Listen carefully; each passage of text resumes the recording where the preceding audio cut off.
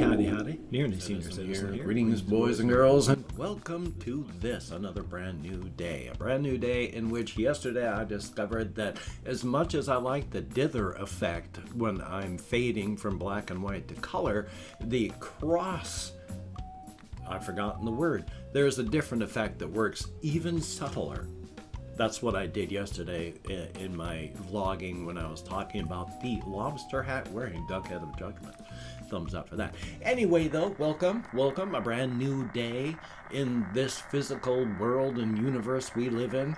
Only one of an infinite number if the multi-world hypotheses are correct. Hard to tell what kind. There are 4 different types of multi-universal concepts, and I'm not going to go into them. I just wanted to say that they're all mathematically viable, so who knows.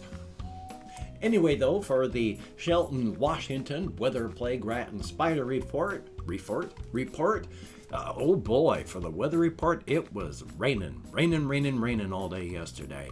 It rained so much all day. I mean, I woke up and it was raining. When I was sleeping, I heard it raining periodically. When I got up, it was raining. As I was recording during the day, it was raining. When I got toward the end of the night, it was when I went to bed, it was raining. I didn't go walkies yesterday. Part of that is because I took a shower, and when I shower, it wears me out. It's like taking a full several mile walk. So I've got my hair trimmed again, my beard trimmed again, a very good thing. But, as stated, it was raining. And so for the plague rat report, no idea, didn't go out.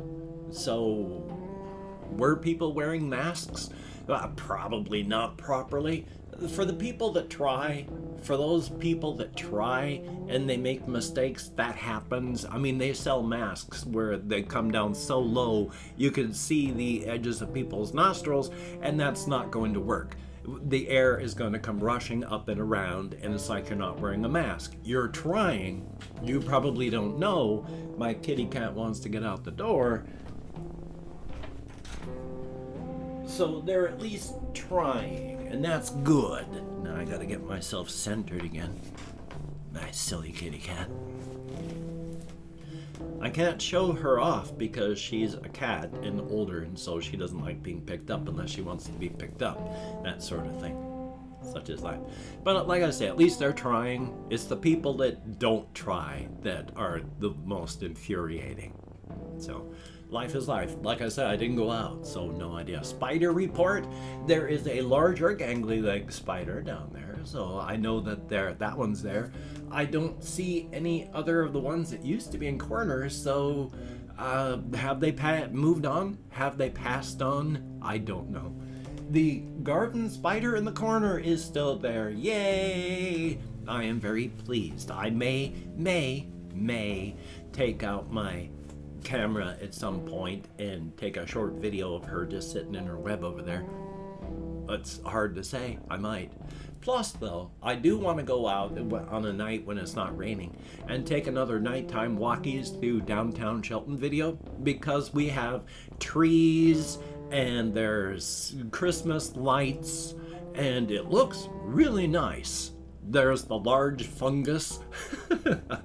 On our post office, there's a tree that every year they decorate, and with the way the tree is shaped and with the lights on it, it looks like a gigantic green Christmas fungus, so thumbs up for that. But there's all sorts of things that I would just want to kind of take a look at, and so it's cool.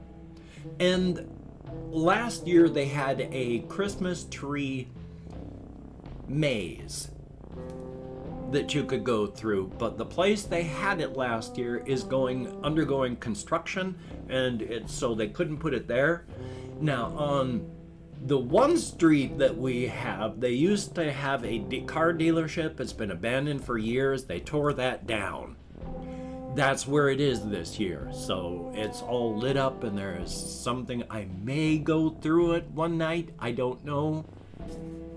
The old social anxieties, when I walked past it the other night, I was going like, oh, that's cool, that's really, really cool, I hope I can go through that, but there were so many people inside there, I wasn't even going to go over and check it out, so we shall see. But that's cool. That's cool. Definitely a thumbs up. And I have written down a couple things on my topics list because just before I start recording, not just before, but after I get up out of bed and before I start recording, I tippy-tap stuff that I remember from the previous day on the topics list so I can try and remember a little bit how to talk about stuff. Usually I don't remember the things that I spend so much time and effort, but I'm working on it. A partial thing, if you like first-person melee games, I'm playing a game called Elderborn right now. It is a first-person Dark Souls-like game, but it's Dark Souls-like only in that it is punishingly difficult, but they really want you to play. So it's okay. You have a flask that you can use to heal yourself. It's actually more of an injection thing, so it's an injector. But there's a certain number of times you can use it, and as you bash enemies, it refills. So you can keep healing as long as you keep beating skulls in. And that's good. And in this case, it is literally skulls. You are alive, and you're going through this great mausoleum, and it is filled with all sorts of undead. I have seen nothing that's alive, per se, although there are animals, scorpions. There's a rock scorpion that it's literally made out of rock. There's lava scorpions. When they die, they release the lava that's inside them. Acid scorpions that are filled with acid. I mean, that's not actual living things that are like natural living things. And so you've got mummies that are fast and they have these short blades and you need to kill them before they get close because they are dangerously close. But of course, all of your weapons are melee weapons. And there's things that throw spears and shoot arrows, and so you've got to duck and dodge and weave until you can get close. But there are fountains everywhere, and you can choose permadeath or you can choose not to have permadeath. If you choose not to have permadeath, upon being killed, you just resurrect at a fountain. Now, every time you use one of the fountains, it's like a bonfire in the Dark Souls games, and that a whole bunch of the bad things regenerate. So, healing might be something you need to do, but not always is it something you need to do, because you can activate the fountain without actually making things resurrect. So it's punishing, and yet they want you to play at the same time. So it's not that punishing. I mean, I'm getting through it. I'm actually working my way through it. So if I can do it, anybody can, and probably a lot easier.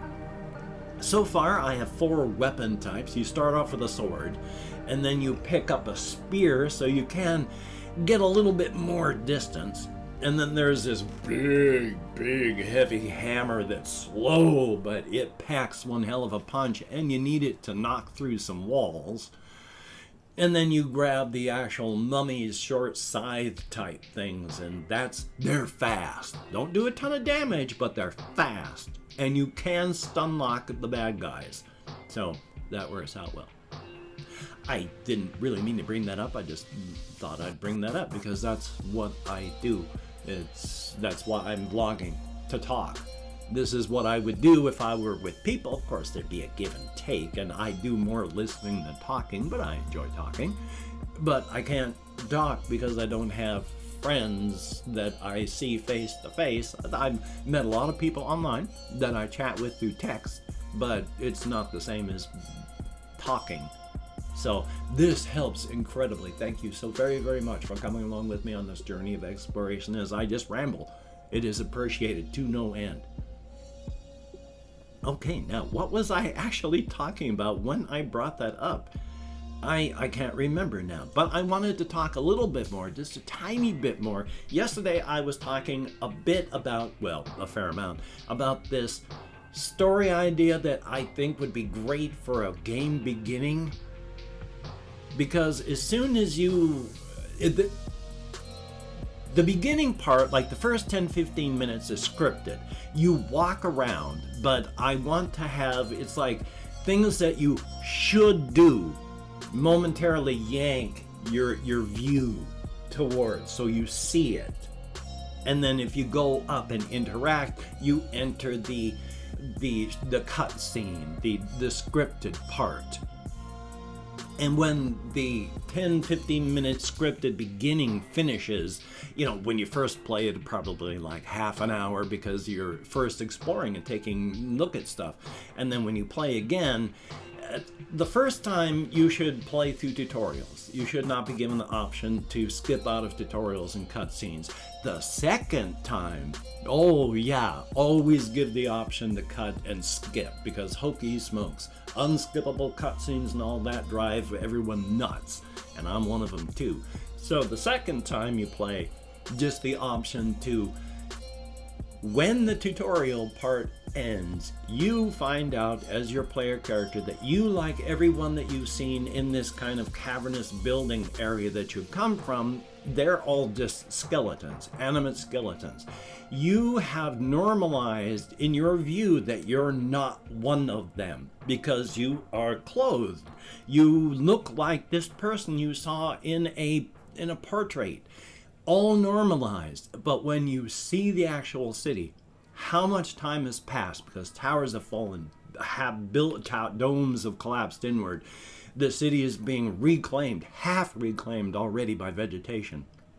The guy, gal, whoever, the person, the player character, realizes there's no way that they are alive. They are one of them. They rip off the gloves, see the skeleton, look into a thing, and then just collapse. And then the sun spins for a couple days as the credits go.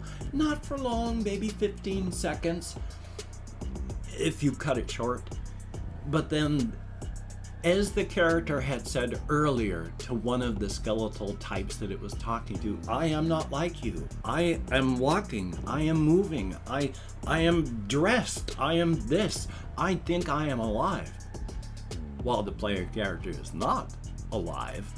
They do, after like that 10-15 seconds, lift their hand back up into eye vision and state, I am not like those others. And then you stand back up, and that's when the game begins. And it becomes kind of an open world type of thing, but you discover those that are actually still there and skeletal, because it's all based on a world, a universe in my multiversal setting, a variant thereof.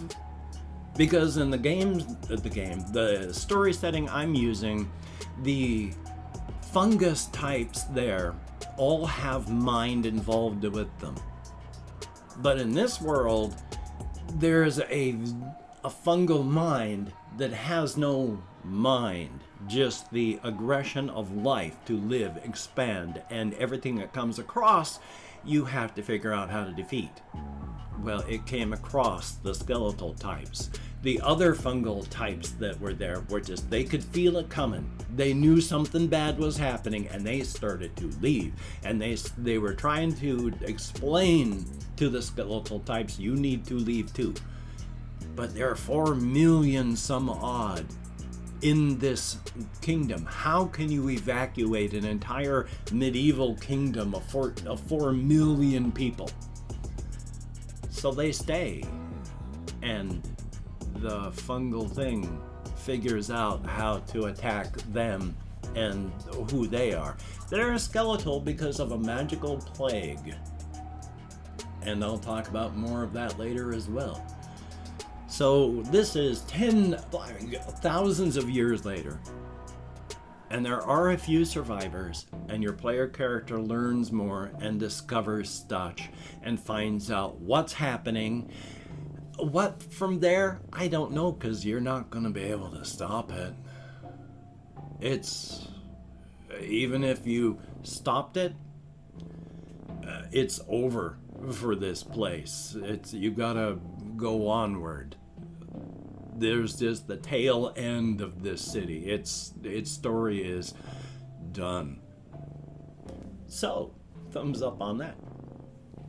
And I've opened up 24 hours worth of comments in my community tab. I'm going to go through and thank 20 to 25 people for having left me a comment. It is arranged because with my depression, fibromyalgia, ADHD, and more, it is very difficult for me to remember what number I'm on. And if I mispronounce a username, no disrespect is intended. I'm an American English speaker. And there's another thing, but I can't remember what it was because I went out of order. So thumbs up. Let me call up my Chrome. Because we have Max R, thumbs up and thank you. Clancy Guy, greatly appreciated. Justin Gradkowski, thumbs up and thank you very much. Russian Timing, greatly appreciated and always good to see you. Confused Owl 29, you are correct and always good to see you. Bruce Wayne is hot. Thank you so very much for all the tips and pointers and such. And it is coming to be very good to see you in the comments as well. Thumbs up and thank you. Then we have Gogodoy. Thumbs up and thank you. There is Jay Gilmer. Greatly appreciated. Maddie W. Thumbs up and thank you. Stefanos Bazuras.